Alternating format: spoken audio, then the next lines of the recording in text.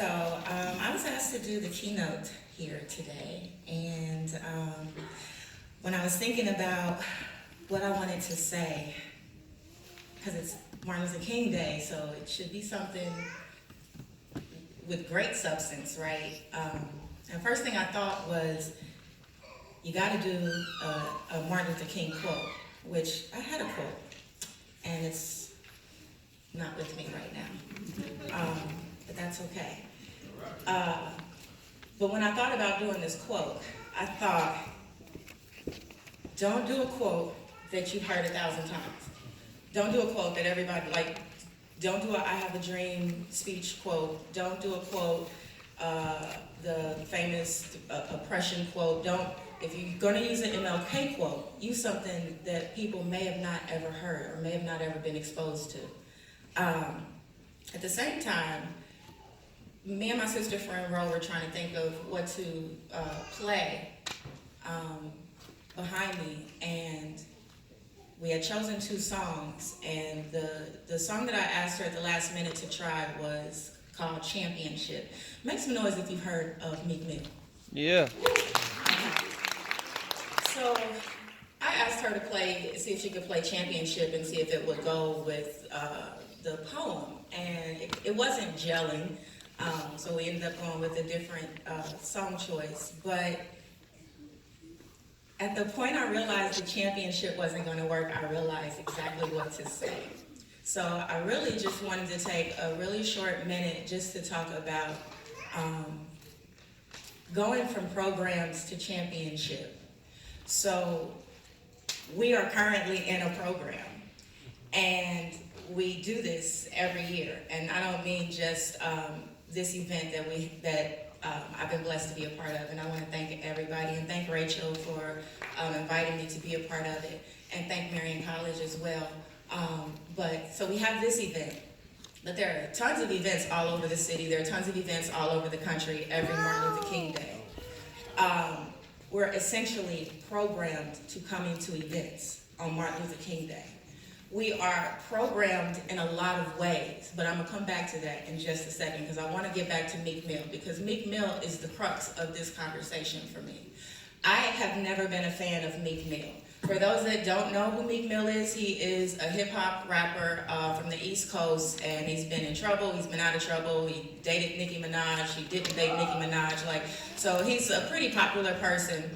I've known about him for a handful of years, and I've never listened to anything by Meek Mill that he wasn't featuring on. And every time I heard him featuring, I would skip over his verse or frown my face up because I did not like Meek Mill. I didn't like what he stood for. I didn't like what he talked about. I didn't like his attitude. I just was no thanks. But obviously, I liked something because I wanted Ro to play a song from his newest album, right? So here's what happened. His song What's Free came out and was making a buzz around the internet because Jay-Z was on it. And Jay-Z has this great, amazing verse on this song. So I listened to the song and I skipped past Meek Mill and go straight to Jay-Z. I'm like, oh yeah, that song is great. But I had no intentions on playing the actual album. It wasn't until a couple conversations with other people, a couple Facebook posts, a podcast or 2 that I was like, okay, I'm going to check out the album because I really would like some new music because I'm still playing hip hop from 19 insert whatever numbers. It's really not the stuff that's on the radio now. So ended up deciding to listen to it. I listened to the album and loved it. I loved the album. Literally just found myself playing several tracks over and over and over again, specifically the Championship song. I loved it. And what I came to realize is I did not love the album and do not love the album because I am a fan of Meek Mill. I am a fan, supporter, and lover of seeing people, specifically black people, black men, elevate and grow and move beyond whatever the yesterday's circumstance was. And so this was a great part of Meek Mill's current album, is he's had all these losses. He went to jail. He had a breakup that was public and messy, but the jail part is what really changed him because he spent a lot of time in jail behind a charge that's kind of goofy and has spent a lot of his life intertangled in the legal system through probation and all kind of different stuff. And you know, if you know Meek Mill, you know his story, then you know what I'm talking about. But it's just it's been a mess for him, and he's been able to find some light. He was able to get out of jail, and I think it's not even permanent just yet, but I think he's still on like probation, or I don't know. He's still on some stuff, but he's out right now, and he's able to live and be and do, and he's been having blessings come to him, and he's been able to go and be a blessing to other people. And so in turn, he used his voice, he used that opportunity to go to the studio to change what he had been saying, or I don't know, honestly, I don't know what he said in the past because, like I said, I wasn't listening.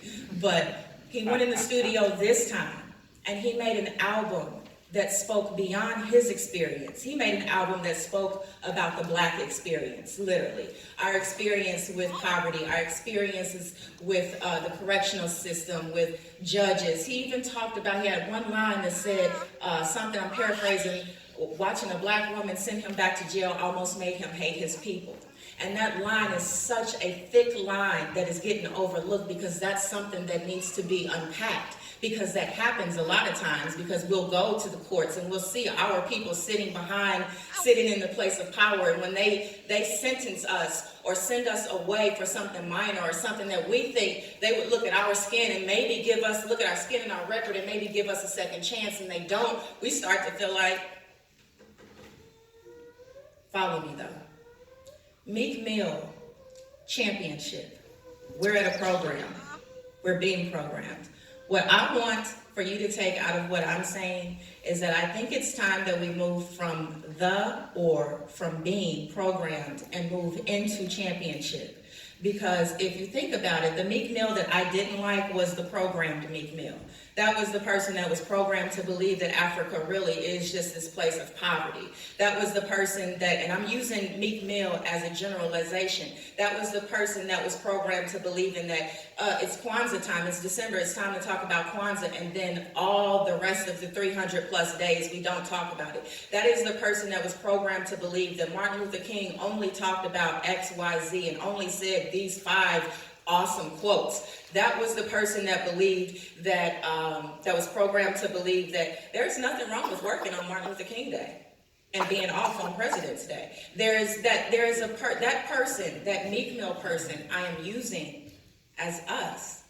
Now, there's nothing wrong with us coming to programs every Martin Luther King Day. But when we leave out of the programs, when we're done being entertained, what are we entertaining? What are we doing to get our people, ourselves, and our community to the championship? What is the championship? The championship for Meek Mill was probably freedom, some platinum plaques, I don't know, flying on a private jet from jail to the Houston Rockets or whatever basketball game he went to. For him, his championship, which he's probably still working on if I was to base it off of the album, are those things. But what is our championship? Or to me, our championship is elevating our communities. Our championship is caring for our elders. Our championship is caring for our women and girls. Our championship is in shrinking these food deserts and creating spaces where people can eat, where people are learning how to thrive and sustain their own food, where we're having a booming economy. Our championship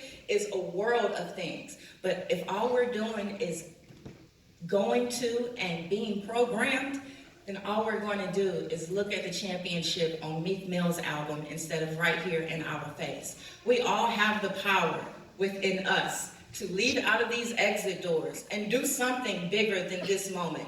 We can be in here and we can pay homage to everybody that we love. We can pay homage to our ancestors. We can pay homage to Martin Luther King. We can pay homage to Mari Evans. Also, I wrote that poem because she passed. I didn't perform it at her funeral. I had to work. But we can do all of those things. But at the end of it, when we leave, when we're done talking, when we're done entertaining, when we're done being entertained, when we're done being programmed, what are we going out there and putting back into our community? What are we going out there and putting back into our people? We could say, shop Black business. We can say, keep the money circulating in the Black community. But are we doing that? There is a new series on Netflix by Big Mike. He was a rapper as well. I do not know the name of it. It's something that involves America. So if you know Netflix like I do, if you just put in America, everything will pop up. Watch that series. Just watch it and be inspired, or just let it make you think about something.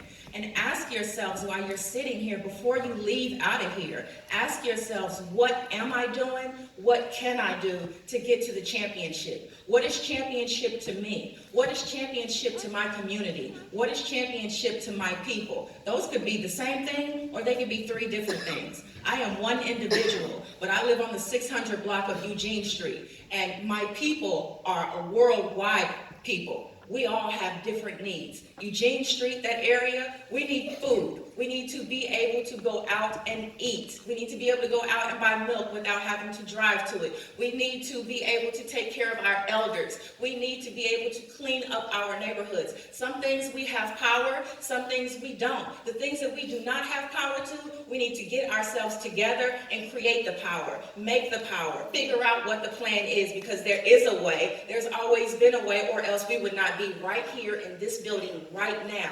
Just imagine for a second if our ancestors, every single ancestor, did not look for the championship.